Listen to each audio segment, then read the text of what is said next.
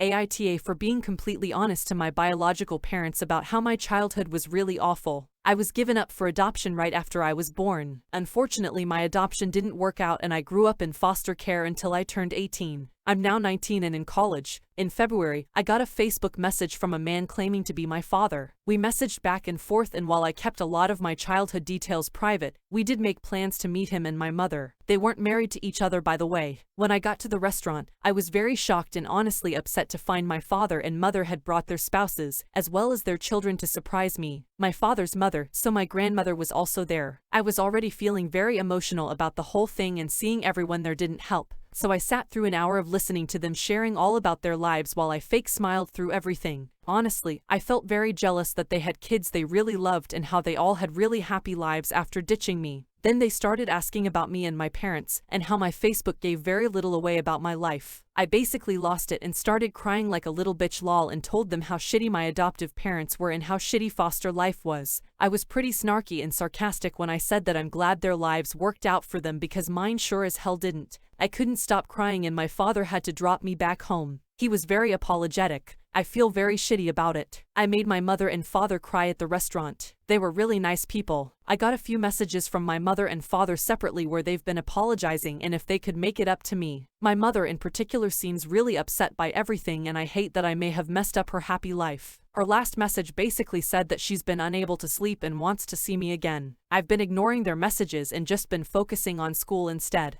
AITA. Maybe I should have been more honest before the meetup. Story 2. AITA for not meeting my bio family and responding to the message they sent me with a simple no thanks. I am not sure how to start a post off, but I'll try to give a bit of background information, I guess. Oh, and in case it is important, I am 25M and the parents are probably in their late 40s to early 50s. Long story short, I was put up for adoption by these people, got adopted, got placed out of off my adoptive parents' house when I was 9 and spend the remainder of my youth in and out of foster homes and placements. Fortunately, I never had that much of a problem. I quickly got used to it, and when I was 18 I managed to get myself into college and it all worked out for me. I got a good job now, a lovely girlfriend, a ton of friends who I consider family, and I am happy to be honest. I ended up receiving a very long message from a woman on one of my social media accounts, and it boiled down to a load of excuses as to why they gave me up, primarily centering around their age, early 20s, conservative upbringing, they weren't married, and their parents forcing them. They then started telling me about themselves and what they referred to as my siblings. They finally finished that off with stating their desire to meet me and that they wanted me to be a part of their family. Now, I don't hold much against these people. I know it may seem like that, but I don't. It's a case of not caring, if anything. I have never longed to meet them, search them out, or anything of the sort. I just never had a desire to know them. It wouldn't change anything anyway. I ended up responding with a simple no thanks and followed that up by telling them not to contact me anymore. I figured that would be the end of it, but I couldn't be more wrong. The following days I started receiving messages from these siblings uttering their desire to meet me. When I told them the same, that turned into accusations of making their parents cry. I ended up blocking them all, which resulted in messages from their friends and new accounts, so I eventually just stopped using the account. It is obvious these people want to meet me, are hurt by my refusal, so am I the asshole. Story 3. AITA for laughing in my stepsister's face when she showed up at my place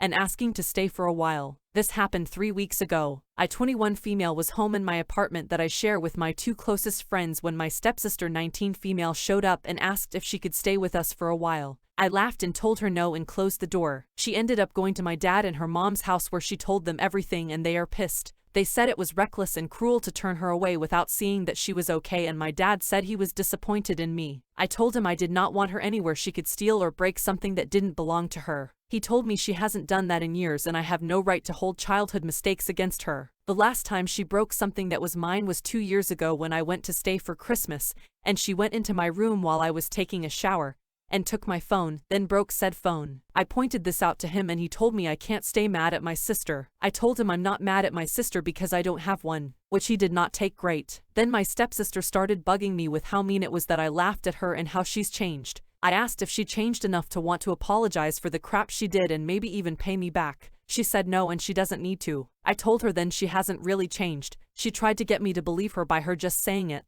All 3 are currently muted by me so I don't have to take their crap. AITA. Adding more details which I didn't make clear enough. She has constantly stolen and broken things that were mine. She was a child when it started, which you could dismiss. You could say that being 17 when the phone thing happened she was still a child, valid, but when it is a long pattern of the same behavior, of taking other people's stuff without permission and then either through carelessness or force break stuff. It makes me not trust her or want her in my place, where I live with others and rent, when her damage would cost me a lot more. She has never apologized or made any effort to make amends for it, so I have no reason to take her word for it. Story 4. AITA taking a niece and sharing awful texts. My niece is a college senior with a 3.5 GPA with a double major. She is a beautiful young woman that makes the room brighter when she walks in. She has a great wit and even better laugh. For 6 months, my sister-in-law cut down our 20-year-old niece on a daily basis over everything. They didn't like her boyfriend. They didn't like her coming home late. They didn't want her having guests over in their shared home when the parents were gone. During this time, they would routinely make cutting comments comparing her to an aunt that died of a drug overdose, threatened to call the cops over her coming home late from curfew, called her a whore on a routine basis, and just blasted her for everything that they didn't believe in their my way is the only way ways. When we noticed our niece was getting really bad with this mental abuse, we decided enough was enough and time to stay with us for a while.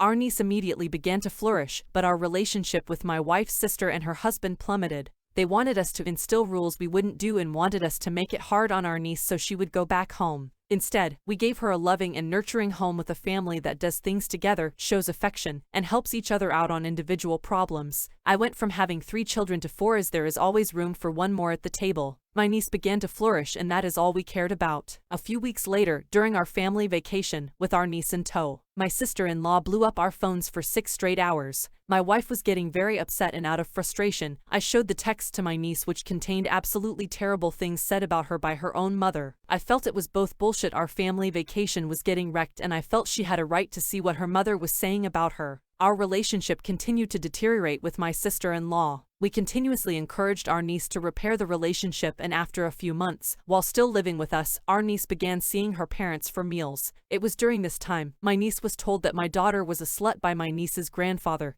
and that my niece should get out of my house. Because of this, we cut off our 17-year-old daughter from seeing them until they apologized, which they have refused to do. During this refusal, I admitted, actually proudly, about sharing the texts, because there is only so much a man can take, and after learning they called my daughter a slut, they needed something in return. Now they are saying I am the asshole. What do you think?